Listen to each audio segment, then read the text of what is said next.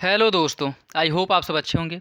साथियों, हम लोग यूपी पीसीएस 2023 के लिए प्रैक्टिस सेट सॉल्व कर रहे थे और यह है टेस्ट नंबर 23 है, जिसके अंतर्गत हम लोग 75 महत्वपूर्ण प्रश्नों को सॉल्व करेंगे। यदि आप लोग चैनल पर नए हैं तो सब्सक्राइब कर लीजिए और बेल आइकन को प्रेस कर लीजिए, जिससे वीडियो का नोटिफिकेशन प्रॉपरली आप लोगों तक पहुँचता रहे। और यदि आप लोग इसका पीडीएफ चाहते हैं तो टेलीग्राम चैनल से पीडीएफ डाउनलोड कर सकते हैं, जिसका लिंक डिस्क्रिप्शन बॉक्स में प्रोवाइड करा दिया जाएगा। चलिए देखते हैं पहला प्रश्न। निम्नलिखित में से कौन सा रथ मंदिर सबसे छोटा है? कौन सा रथ मंदिर सबसे छोटा है? इसका जो सही आंसर साथियों वो हो जाएगा ऑप्शन ए, द्रौपदी रथ। देखिए, पल्लव वंश के शासकों में जिन्होंने मामल्लपुरम में रथ मंदिरों का निर्माण करवाया था, और इसमें महत्वपूर्ण जो शासक थे वो नरसिंह वर्मन फर्स्ट थे, जिन्होंने वातापी कोट और महामल्ल की उपाधि धारण की थी। और इन्हीं के समय में मामल्ल शैली का विकास हुआ था, और इस शैली के अंतर्गत दो प्रकार के स्मारकों का निर्माण किया गया था। एक मंडप और एक एकाश्म मंदिर, जिन्हें रथ भी कहा जाता है। और इन रथों में द्रौपदी रथ, नकुल सहदेव रथ, अर्जुन रथ, भीम रथ, धर्मराज, गणेश रथ और वैलुकट्टे रथ, जिसमें द्रौपदी रथ जो है वह सबसे छोटा और धर्मराज रथ जो है वह सबसे बड़ा है। ठीक है, और इन रथों को एक अन्य नाम सप्त पैगोडा के नाम से भी जाना जाता है। ठीक है, तो याद रखिएगा, द्रौपदी रथ जो है वह सबसे छोटा है और धर्मराज रथ जो है यह सबसे बड़ा रथ है इन रथ मंदिरों में।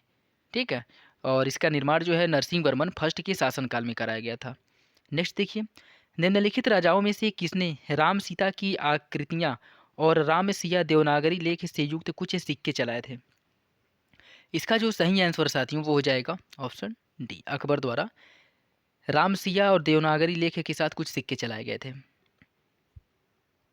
नेक्स्ट देखिए, घड़ी अथवा गृह कर लगाने वाला दिल्ली का पहला सुल्तान कौन था? इसका सही आंसर है ऑप्शन बी, अलाउद्दीन खिलजी। अलाउद्दीन खिलजी द्वारा घड़ी अथवा गृह कर लगाया गया था। नेक्स्ट, किस मध्ययुगीन सुल्तान को आगरा शहर की नींव डालने और उसे सल्तनत की राजधानी बनाने का श्रेय दिया जाता है? यह काम किया था सिकंदर लोदी ने। ऑप्शन डी जो है यह सही है। नेक्स्ट देखिए, किस मुगल बादशाह के विरुद्ध जौनपुर में से फतवा जारी किया गया था? किस मुगल बादशाह के विरुद्ध जौनपुर से फतवा जारी किया गया था? इसका सही आंसर साथियों ऑप्शन बी, अकबर के विरुद्ध। 1580 ईस्वी में जौनपुर के काजी मुल्ला यजूदी ने अकबर की धार्मिक सहिष्णुता की नीति के विरुद्ध में फतवा जारी किया था। नेक्स्ट, इब्न बतूता भारत में किसके शासनकाल में आया था? इब्न बतूता जो है यह मोहम्मद बिन तुगलक के शासनकाल में भारत आया था, जो अफ्रीका मोरक्को का निवासी था, और यह 1333 ईस्वी में इसके शासनकाल में भारत आया था। ठीक है, 1333 में एमबीटी के शासनकाल में भारत आया था, याद रखिएगा। नेक्स्ट देखिए, निम्नलिखित यूरोपीय व्यापारिक कंपनियों में से किसने सूरत में सर्वप्रथम अपना कारखाना खोला था? सूरत में सर्वप्रथम किस विदेशी द्वारा अपना कारखाना खोला गया था? इसका सही आंसर साथियों ऑप्शन बी, अंग्रेजों द्वारा। नेक्स्ट देखिए, सूची फर्स्ट को सूची सेकेंड से सुमेल करना है। इसमें स्मारक दिए गए हैं और शासक दिए गए हैं, तो किस स्मारक का निर्माण जो है किस शासक द्वारा कराया गया था उससे आपको सुमेलित करना है। ठीक है,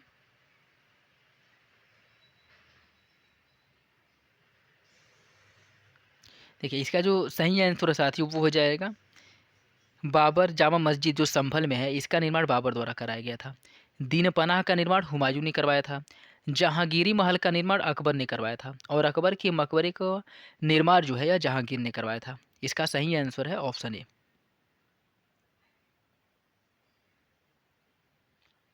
नेक्स्ट क्वेश्चन देखिए, निम्नलिखित में से कौन हैदराबाद के स्वतंत्र राज्य का संस्थापक है? हैदराबाद राज्य की स्थापना किसके द्वारा की गई थी? चिनकिलीज का। अलाउद हैदराबाद राज्य की जो स्थापना है वह निजामुद्दीन चिलकिलीज खां द्वारा जो है की गई थी, और 1724 ईस्वी में इसकी स्थापना की गई थी। किसके द्वारा? निजामुल मुल्क चिनकिलीज खां द्वारा हैदराबाद की स्थापना की गई थी। नेक्स्ट, कार्नवालिस की कब्र कहाँ स्थित है? कार्नवालिस की जो कब्र है वह गाजीपुर में स्थित है। ठीक है, और 1793 में जिसने बंगाल का गवर्नर जनरल बनाया गया था, और यह 1793 से लेकर के 1805 ईस्वी तक बंगाल का गवर्नर जनरल रहा था। ठीक है, नेक्स्ट देखिए, किसके शासनकाल में भारत में अंग्रेजी शिक्षा प्रारंभ की गई थी? किसके शासनकाल में भारत में अंग्रेजी शिक्षा प्रारंभ की गई थी? विलियम बेंटिक के शासनकाल में भारत में अंग्रेजी शिक्षा का प्रारंभ हुआ था, जिसका शासनकाल 1828 से 1835 तक था। और इसने प्राच्य शिक्षा को बढ़ावा दिया। और इसी के समय में जो है मैकाले की अध्यक्षता में एक आयोग का गठन किया गया था। ठीक है, ये भी याद रखिएगा। नेक्स्ट, सहायक संधि को किसके काल में क्रियान्वित किया गया था? सहायक संधि का जो क्रियान्वयन है यह वेलेजली के शासनकाल में हुआ था, या कह सकते हैं कि वेलेजली ने भारतीय राज्यों या भारतीय रियासतों के साथ सहायक संधि की थी। नेक्स्ट देखिए, निम्नलिखित में से कौन अवध का ब्रिटिश रेजिडेंट था जब अवध का ब्रिटिश साम्राज्य में विलय हुआ था? इसका सही आंसर है जेम्स आउटरम, ऑप्शन ए। ठीक है, 1854 में कर्नल जेम्स आउटरम उस समय लखनऊ का रेजिडेंट था और उसने वहाँ के प्रशासन की दुर्दशा का वर्णन किया है। नवाब वाजिद अली शाह के समय आउटरम रिपोर्ट के आधार पर ही कुप्रशासन का आरोप लगा करके 1856 में डलहौजी ने अवध का ब्रिटिश साम्राज्य में विलय कर लिया था। ठीक है, ये भी याद रखिएगा। नेक्स्ट देखिए, भारतीय राष्ट्रीय कांग्रेस की स्थापना के समय भारत का वायसराय कौन था? जिस समय भारतीय राष्ट्रीय कांग्रेस की स्थापना हुई थी उस समय भारत का वायसराय लॉर्ड डफरिन था। ऑप्शन डी जो है वह सही है। 1885 ईस्वी में हुआ था। एयो ह्यूम ने मुंबई में एयो ह्यूम द्वारा इसकी अध्यक्षता की गई थी। ठीक है, एयो ह्यूम द्वारा जो है, जो एक रिटायर अंग्रेज अधिकारी थे, इन्होंने भारतीय राष्ट्रीय कांग्रेस की स्थापना मुंबई में की थी। और इसकी पहली अध्यक्षता, या कह सकते हैं कि भारतीय राष्ट्रीय कांग्रेस की पहली अध्यक्षता किसके द्वारा की गई थी? तो वो WC बनर्जी द्वारा भारतीय राष्ट्रीय कांग्रेस की जो पहला अधिवेशन हुआ था उसकी अध्यक्षता की गई थी। नेक्स्ट देखिए, निम्नलिखित में से कौन भारतीय राष्ट्रीय कांग्रेस में उदारवादियों से जुड़ा नहीं था? उदारवादी गुट का कौन नहीं था? इसमें दादा भाई नौरोजी, लाला लाजपत राय, फिरोज शाह मेहता, गोपाल कृष्ण गोखले। लाला लाजपत राय जो है यह गरम दल के नेता थे, जबकि फिरोज शाह मेहता, दादा भाई नौरोजी और गोपाल कृष्ण गोखले यह तीनों जो है उदारवादी से संबंधित थे, जबकि लाला लाजपत राय उग्रवादी, जिसमें लाल, बाल और पाल यह तीनों जो है आपके उग्रवादी गुट के थे। ठीक है, लाल, बाल, पाल जो है लाला लाजपत राय, बाल गंगाधर तिलक और बिपिन चंद्र पाल, यह तीनों जो है उग्रवादी गुट से संबंधित थे। चौरी चौरा की घटना के समय महात्मा गांधी कहाँ थे? जिस समय चौरी चौरा घटना हुई थी उस समय महात्मा गांधी बारदोली में थे। ऑप्शन डी जो है वह सही है। भारतीय राष्ट्रीय कांग्रेस से संबंधित निम्नलिखित घटनाओं पर विचार कीजिए। 1929 का भारतीय राष्ट्रीय कांग्रेस का लाहौर अधिवेशन, गांधी इरविन समझौता, भारतीय राष्ट्रीय कांग्रेस का कराची अधिवेशन और राजगुरु को फांसी, इन सभी को कालक्रम के अनुसार जो है आपको सुमेलित करना है। ठीक है, तो भारतीय राष्ट्रीय कांग्रेस का जो लाहौर अधिवेशन हुआ था यह आपके 1929 ईस्वी में हुआ था। ठीक है, 1929 ईस्वी में भारतीय राष्ट्रीय कांग्रेस का अधिवेशन हुआ था। गांधी इरविन समझौता जो है यह कब हुआ था? गांधी इरविन समझौता 1931 में हुआ था। 1931 में गांधी इरविन समझौता हुआ था। ठीक है, और भारतीय राष्ट्रीय कांग्रेस का जो कराची अधिवेशन है यह हुआ था आपके 1931 कब? 26 मार्च 1931 को यह भी हुआ था। ठीक है, याद रखिएगा। और राजगुरु को जो फांसी दी गई थी यह 23 मार्च को दी गई थी, 23 मार्च 1931 को। तो इस आधार पे इसका जो सही आंसर साथियों वो हो जाएगा ऑप्शन डी। 1, 2, 3 और 4 ये चारों जो है सुमिलित है। निम्नलिखित कथनों में से कौन चंपारण सत्याग्रह के संबंध में सही नहीं है?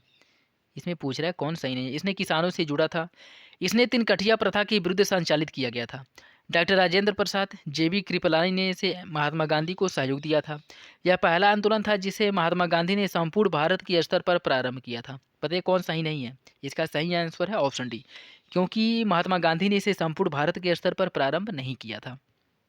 ठीक है, नेक्स्ट देखिए, संपूर्ण भारत के स्तर पर जो प्रारंभ किया गया था वह आपका असहयोग आंदोलन था। निम्नलिखित में से किसने महात्मा गांधी के खिलाफत आंदोलन में भागीदारी की भर्त्सना की थी? इसका सही आंसर है साथियों ऑप्शन डी, मोहम्मद अली जिन्ना ने। क्रांतिकारी काल की निम्नलिखित लोकप्रिय पत्रिकाओं में से कौन अनेक कारणों से कांग्रेस की आलोचना करती थी? इसका सही आंसर है ऑप्शन डी, काल, बंगवासी और केसरी, यह तीनों है। तो इसका सही आंसर हो जाएगा उपयुक्त सभी। नेक्स्ट, निम्नलिखित युग्मों में से कौन सुमेलित नहीं है? इसमें पूछ रहा है कौन सुमिलित नहीं है। इसका जो सही आंसर साथियों, राजा राम मोहन राय ब्रह्म समाज की स्थापना किए थे। स्वामी दयानंद सरस्वती द्वारा आर्य समाज की स्थापना की गई थी। स्वामी विवेकानंद द्वारा रामकृष्ण मिशन की स्थापना की गई थी। और थियोसॉफिकल सोसाइटी की स्थापना महादेव गोविंद रनाडे ने नहीं की थी। इसकी स्थापना जो है मैडम ब्लाउटस्की और कर्नल अलकाट द्वारा की गई थी। तो इसका सही आंसर हो जाएगा ऑप्शन डी। नेक्स्ट देखिए, निम्नलिखित में से किसने 1872 में नेटिव मैरिज एक्ट पारित करने में महत्वपूर्ण भूमिका निभाई थी। नेटिव मैरिज एक्ट पारित करने में महत्वपूर्ण भूमिका जो है वह निभाई गई थी केशव चंद्र सेन द्वारा। ऑप्शन सी जो है वह सही है। नेक्स्ट, कस्तूरबा एवं महादेव देसाई की समाधियां किस परिसर में स्थित हैं। इसका सही आंसर साथियों ऑप्शन ए, आगा खा पैलेस जो पूना में स्थित है, यहाँ पे है। इस स्प्रिंगिंग टाइगर पुस्तक किसके द्वारा लिखी गई है। इसकी रचना की गई यू टोए द्वारा। Option A. हरिजन सेवक संघ के संस्थापक अध्यक्ष कौन थे। हरिजन सेवक संघ के संस्थापक अध्यक्ष थे जीटी बिरला। ऑप्शन ए जो है वह सही है। ठीक है, नेक्स्ट देखिए, निम्नलिखित भारतीय राष्ट्रीय कांग्रेस के किस अधिवेशन में सुभाष चंद्र बोस दूसरी बार अध्यक्ष के रूप में चुने गए थे। यह जो है दूसरी बार त्रिपुरा या त्रिपुरी अधिवेशन जो हुआ था उसमें दूसरी बार चुने गए थे। जो कब हुआ था, त्रिपुरी अधिवेशन जो है वह 1939 में हुआ था। 1939 में त्रिपुरी अधिवेशन हुआ था जिसमें यह दूसरी बार चुने गए थे। और इन्होंने महात्मा गांधी के समर्थक उम्मीदवार पट्टाभी सीतारामैया को हरा करके जीता था, या कह सकते हैं कि जो अध्यक्षता है वो हासिल की थी। ठीक है, जिसे गांधी जी इसे व्यक्तिगत अपनी हार मानते थे। और इन्होंने कहा, गांधी जी ने कहा था कि यह सीतारामैया की नहीं, यह मेरी हार है। जिसके बाद जो है सुभाष चंद्र बोस ने कांग्रेस की अध्यक्षता से इस्तीफा दे दिया। नेक्स्ट देखिए, वन ह्रास का मुख्य कारण क्या है। वन ह्रास का जो मुख्य कारण है वह क्या है। इसका जो सही आंसर साथियों वो हो जाएगा ऑप्शन डी, कृषि विकास, नदी घाटी परियोजना, औद्योगिक विकास, सड़कों का विकास। तो इसमें जो महत्वपूर्ण है वह आपका डी हो जाएगा, कृषि विकास। नेक्स्ट देखिए, कोयला पेट्रोल डीजल आदि का दहन मूल स्रोत क्या है। इसका जो मूल स्रोत है वायु प्रदूषण का मूल स्रोत है। कोयला का, पेट्रोल का या डीजल का जो दहन होता है तो उससे जो कार्बन मोनोऑक्साइड या कार्बन डाइऑक्साइड जो है इन गैसों का जो उत्सर्जन होता है, इसका किसका, वायु प्रदूषण का मुख्य वजह होता है। ठीक है, तो ऑप्शन सी जो है वह सही हो जाएगा। नेक्स्ट, निम्नलिखित में से कौन सी जल प्रबंधन युक्ति भारत में लागत का अधिकतम लाभ देने वाली है। भारत में लागत का अधिकतम लाभ देने वाली कौन है।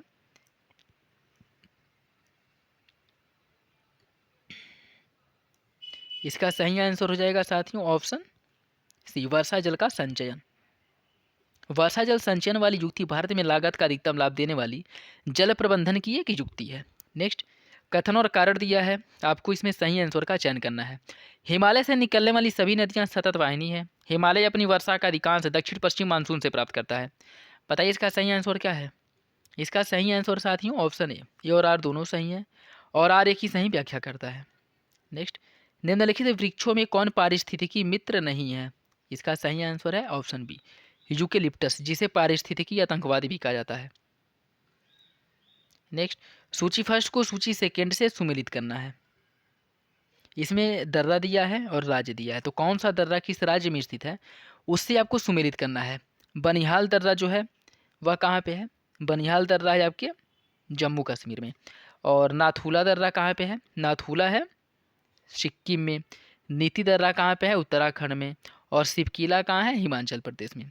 तो इसका जो सही आंसर है साथियों वो हो जाएगा ऑप्शन बी। देखिए, यदि हम बात करें जम्मू कश्मीर की, तो जम्मू कश्मीर में कौन कौन से दर्रे हैं वह आप लोग देख लीजिए एक बार। देखिए, जम्मू कश्मीर में बनिहाल दर्रा है, फोतू दर्रा है, लुंगा लाचा दर्रा है, लांगला दर्रा है, और खारदेंगू दर्रा, मारी सीमी के दर्रा, ये सब जो है जम्मू कश्मीर में स्थित है। ठीक है, इसके साथ साथ आपका नामीक दर्रा, सासेर दर्रा, जोजिला दर्रा और वांगलांग दर्रा, ये सब जम्मू कश्मीर में स्थित है।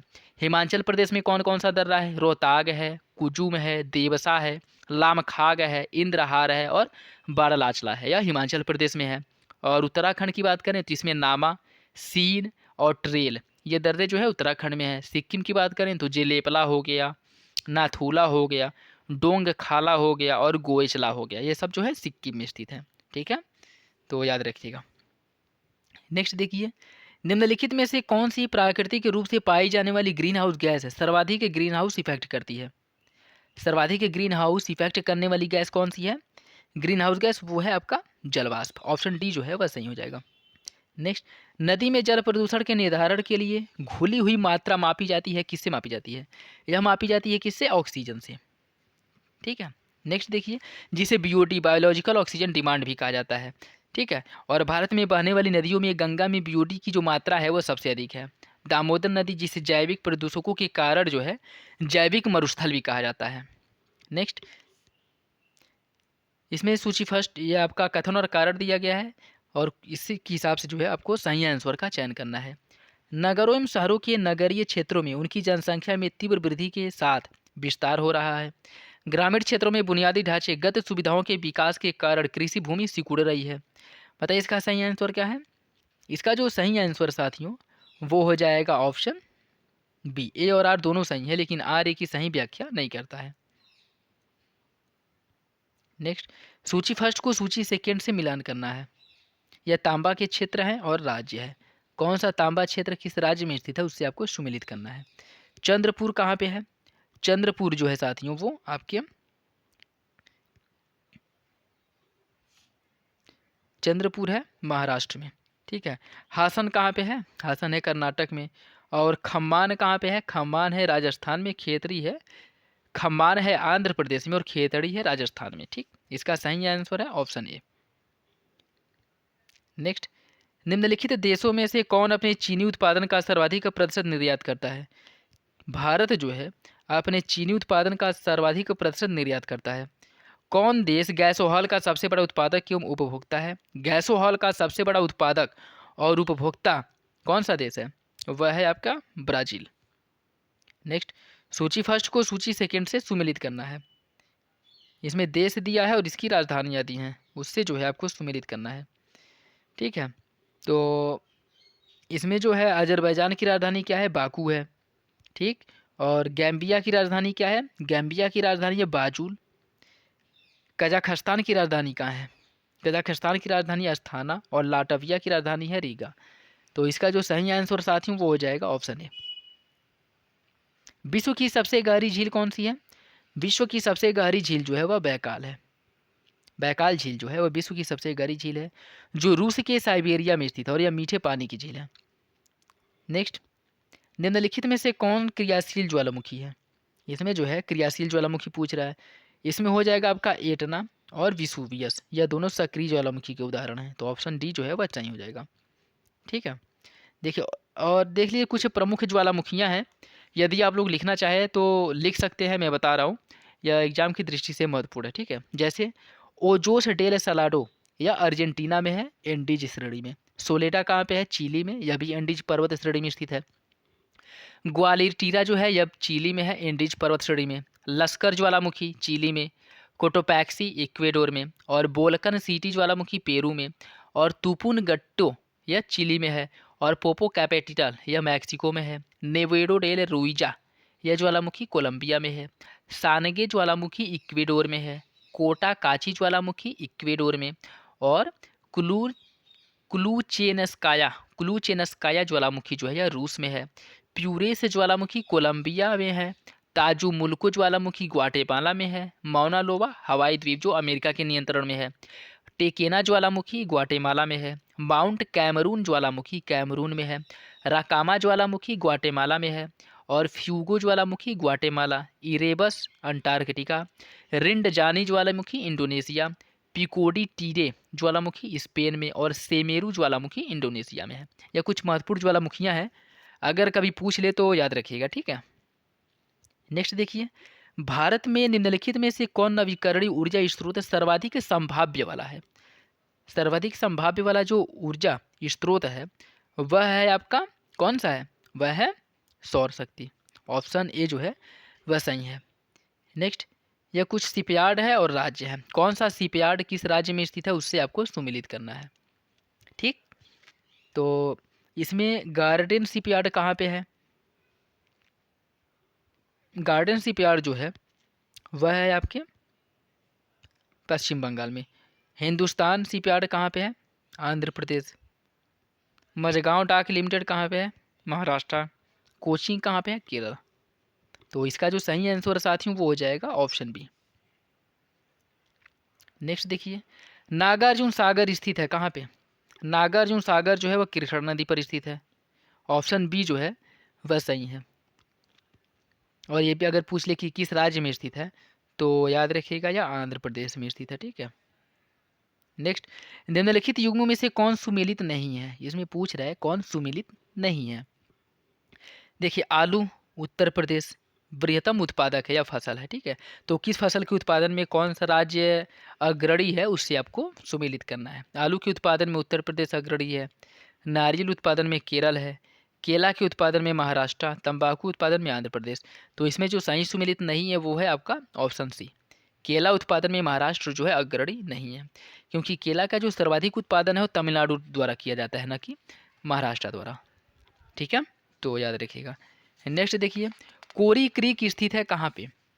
कोरी क्रीक जो है वह कच्छ के रण में है। ऑप्शन डी जो है वह सही है। नेक्स्ट, निम्नलिखित में से कौन चंबल घाटी योजना से संबंधित नहीं है? चंबल घाटी योजना से किसका संबंध नहीं है? इसका जो सही आंसर साथियों वो हो जाएगा आपका गोविंद सागर और गोविंद बल्लभ पंत सागर। यह जो है इससे संबंधित नहीं है, जबकि गांधी सागर और जवाहर सागर इन दोनों का संबंध चंबल घाटी परियोजना से है। ठीक है, और यह जो है मध्य प्रदेश राजस्थान की साझेदारी से इसका निर्माण किया गया है। ठीक है, और इस परियोजना से कोटा सिंचाई बांध, राणा प्रताप सागर बांध, ठीक है, राजस्थान में बनाया गया है। उत्तर प्रदेश और मध्य प्रदेश पर रिहंद नदी पर पिपरी नामक स्थान पर 930 किलोमीटर लंबी गोविंद बल्लभ पंत सागर का निर्माण किया गया। ठीक है, और जो कि आपके चंबल नदी पर नहीं है, यह चंबल नदी का हिस्सा नहीं है, याद रखिएगा। नेक्स्ट देखिए, निम्नलिखित में से कौन सा युग में सुमेलित नहीं है? इसमें पूछ रहा है कौन सुमेलित नहीं है। देखिए, गढ़जात पहाड़ी कहाँ पे है? उड़ीसा में है। और मांडव पहाड़ी महाराष्ट्र, नल्ला मल्ला पहाड़ी आंध्र प्रदेश में, सेवराय पहाड़ी तमिलनाडु में। तो ऑप्शन बी जो है यह सही नहीं है। ठीक है, क्योंकि गढ़जात पहाड़ी तो उड़ीसा में है। ठीक है, और नल्ला मल्ला पहाड़ी आंध्र प्रदेश में है। वेलिकोंडा पर्वतश्रेणी के समांतर जो फैली हुई है। ठीक है, और मांडव पहाड़ी जो है क्या कह रहा है कि यह महाराष्ट्र में है, जबकि गलत है, यह कहाँ पे है? गुजरात में है। ठीक है, याद रखिएगा।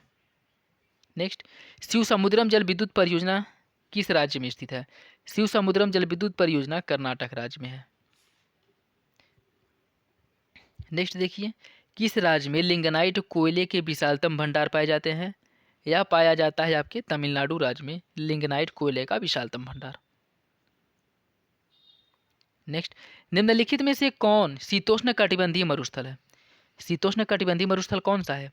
पैटागोनिया का जो मरुस्थल है यह शीतोष्ण कटिबंधीय मरुस्थल है, जिसका विस्तार जो है अर्जेंटीना और चिली में है। ठीक है, और जबकि अन्य मरुस्थलों की बात करें तो इसमें अटाकामा मरुस्थल जो मकर रेखा के दोनों ओर है, और कहाँ पे है? चिली में है। ठीक है, और यह शुष्क मरुस्थल का उदाहरण है, जैसे कालाहारी मरुस्थल हो गया, यह भी शुष्क मरुस्थल का उदाहरण है। नेक्स्ट, भारत में निम्नलिखित में से किस फसल के अंतर्गत सर्वाधिक क्षेत्रफल है? इसका सही आंसर साथियों ऑप्शन डी, धान के अंतर्गत। अमन धान उगाया जाता है कब? अमन धान जो है यह उगाया जाता है नवंबर दिसंबर में। Option C. नेक्स्ट देखिए, भारत में अधिकांश प्राकृतिक गैस का उत्पादन कहाँ किया जाता है? भारत में अधिकांश प्राकृतिक गैस का जो उत्पादन है वह किया जाता है आपके बम्बई हाई से। Option C. निम्नलिखित में से कौन आंध्र प्रदेश का बंदरगाह नगर है? आंध्र प्रदेश का बंदरगाह नगर है काकीनाडा। ऑप्शन ए सही है। निम्नलिखित राज्यों में से किसमें गरीबी रेखा के नीचे जनसंख्या का न्यूनतम प्रतिशत मिलता है? इसका सही आंसर साथियों ऑप्शन ए, पंजाब में। भारतीय उद्यमिता विकास संस्थान इस कहाँ स्थित है? भारतीय उद्यमिता विकास संस्थान है आपके अहमदाबाद में। Option A. प्रथम पंचवर्षीय योजना की प्राथमिकता क्या थी? प्रथम पंचवर्षीय योजना की जो प्राथमिकता थी वह थी कृषि का विकास। Option C. नेक्स्ट देखिए, सूची फर्स्ट को सूची सेकेंड से सुमेलित करना है। यह कुछ क्रांतियाँ दी गई हैं और यह फसल दिया गया है, तो कौन सी क्रांति किस फसल से संबंधित है उससे आपको सुमेलित करना है। हरित क्रांति का जो संबंध है वह किससे है? खाद्यान्न उत्पादन से है। श्वेत क्रांति का जो संबंध है वह किससे है? श्वेत क्रांति का संबंध है आपके दुग्ध उत्पादन से। और पीत क्रांति का संबंध जो है यह किससे है? पीली क्रांति का संबंध जो है यह तिलहन उत्पादन से है। नीली क्रांति का संबंध मत्स्य उत्पादन से है। ठीक है, तो इसका जो सही आंसर साथियों वो हो जाएगा ऑप्शन बी। अन्य कुछ क्रांतियां हैं, देख लीजिए, जैसे हरित क्रांति खाद्यान्न उत्पादन, भूरी क्रांति उर्वरक उत्पादन, पीली क्रांति सरसों या कह सकते हैं कि तिलहनी फसलों का उत्पादन, लाल क्रांति में आपके मटर का उत्पादन और मांस का उत्पादन दोनों आता है। सुनहरी क्रांति बागवानी जो है वह सुनहरी क्रांति के अंतर्गत आता है। प्याज झींगा उत्पादन जो हो गया है गुलाबी क्रांति के अंतर्गत। मत्स्य उत्पादन नीली क्रांति। अंडा मुर्गी उत्पादन यह रजत क्रांति के अंतर्गत आता है। आलू उत्पादन गोल क्रांति। मसाला उत्पादन बादामी क्रांति। दूसरी कृषि नीति जो है जो 2002 में लागू की गई थी इसे इंद्रधनुषी क्रांति कहा गया है। और दुग्ध उत्पादन जो है श्वेत क्रांति के अंतर्गत आता है। तो ये सब जो है याद रखिएगा। नेक्स्ट देखिए, भारतीय अर्थव्यवस्था वर्णित की जा सकती है, किस रूप में इसका वर्णन किया जा सकता है? इसका वर्णन एक विकासशील अर्थव्यवस्था के रूप में किया। 11वीं पंचवर्षीय योजना का कार्यकाल कब से कब तक था? 11वीं पंचवर्षीय योजना जो है 2007 से 2012 तक था। नेक्स्ट देखिए, बैंक दर से अभिप्राय उस ब्याज दर से है जो क्या होता है? जो आपका भारतीय रिजर्व बैंक द्वारा व्यापारिक बैंकों को दिए जाने वाले ऋण पर लिया जाता है। ऑप्शन डी जो है वह सही है। वे पंजीकृत निर्यातक जिनका अनेक वर्षों तक निर्यात निष्पादन उच्च स्तरीय रहा, उन्हें किस रूप में जाना जाता है? उन्हें जाना जाता है स्टार व्यापार गृह के रूप में। ऑप्शन सी जो है वह सही है। आयात प्रक्रिया प्रारंभ होती है कब? आयात प्रक्रिया जो है वह इन डेट से प्रारंभ होती है। ड्यूटी ड्रा बैंक का आशय क्या है? ड्यूटी ड्रा बैंक का आशय है निर्यातकों को आयात शुल्क की वापसी। Option B. लोकसभा के पहले अध्यक्ष कौन थे? लोकसभा के पहले अध्यक्ष थे जीवी मावलंकर, गणेश वासुदेव मावलंकर। भारत में वित्त आयोग का गठन कब किया जाता है? भारत में वित्त आयोग का जो गठन है वह किया जाता है 5 वर्षों के लिए और इसका प्रावधान किया गया है संविधान के अनुच्छेद 280 में। नेक्स्ट, जनगणना 2011 के अंतर्गत आंकड़ों के अनुसार निम्नलिखित में से किस राज्य की जनसंख्या घनत्व कम है? इसकी जनसंख्या घनत्व की अगर हम बात करें तो अरुणाचल प्रदेश की जो जनसंख्या घनत्व है वह कम है। जिसकी जनसंख्या अरुणाचल प्रदेश की जो जनसंख्या घनत्व है साथियों वह 17 है, प्रति किलोमीटर 17 लोग निवास करते हैं। नेक्स्ट, जनगणना 2011 के अंतिम आंकड़ों के अनुसार भारत का पुरुष स्त्री अनुपात कितना है? 2011 की जनगणना के अनुसार भारत का जो पुरुष स्त्री अनुपात है वह 1000 पे 943 है। Option D. जनगणना 2011 के अंतिम आंकड़ों पर आधारित उनके बालकों के लिंग अनुपात अवरोही क्रम में व्यवस्थित कीजिए। बालक के लिंग अनुपात को अवरोही क्रम में व्यवस्थित करना है। तो इसका जो सही आंसर साथियों वो हो जाएगा क्या आपका 1, 2, 4 और 3। इसमें आ जाएगा मिजोरम। मिजोरम में जो लिंगानुपात है वह है कितना? 97 है। मिजोरम में है 97, ठीक, और मेघालय में है 970।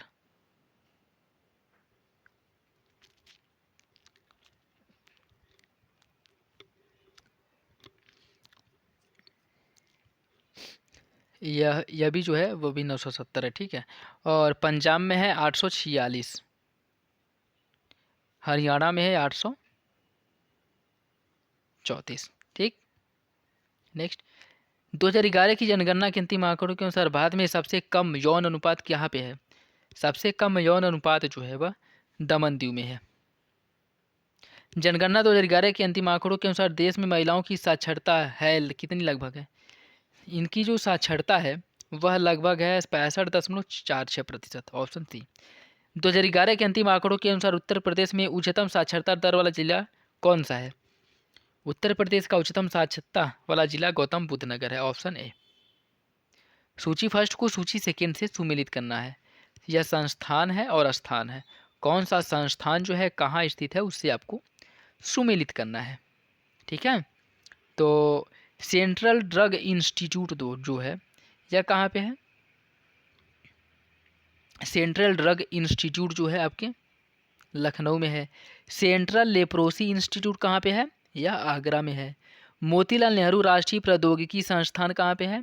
मोतीलाल नेहरू राष्ट्रीय प्रौद्योगिकी संस्थान है इलाहाबाद में। और Indian institute of sugar technology है कानपुर में। इसका जो सही आंसर है वो हो जाएगा ऑप्शन सी। नेक्स्ट, निम्नलिखित में से किसे सर्वप्रथम केंद्रीय विश्वविद्यालय का दर्जा दिया गया था या घोषित किया गया था? इसका सही आंसर है साथियों ऑप्शन सी, बनारस हिंदू विश्वविद्यालय को सर्वप्रथम जो है केंद्रीय विश्वविद्यालय घोषित किया गया था, जिसकी स्थापना आपका हुआ था इसकी 1916 ईस्वी में इसकी स्थापना की गई थी। तो ये था आज का लास्ट क्वेश्चन। आई होप आप लोगों को अच्छा लगा होगा। वीडियो अगर पसंद आए तो लाइक करिए। चलिए मिलते हैं अगली वीडियो में, तब तक के लिए धन्यवाद। और हाँ, इसके बाद साथियों आप लोग तैयार रहिएगा, इसके बाद जो है दृष्टि आईएएस और ध्येय आईएएस का टेस्ट सीरीज जो है कंबाइंड चलाया जाएगा। तो आप लोग मेरे साथ ज़रूर बने रहिएगा, ठीक है। चलिए मिलते हैं अगली वीडियो में।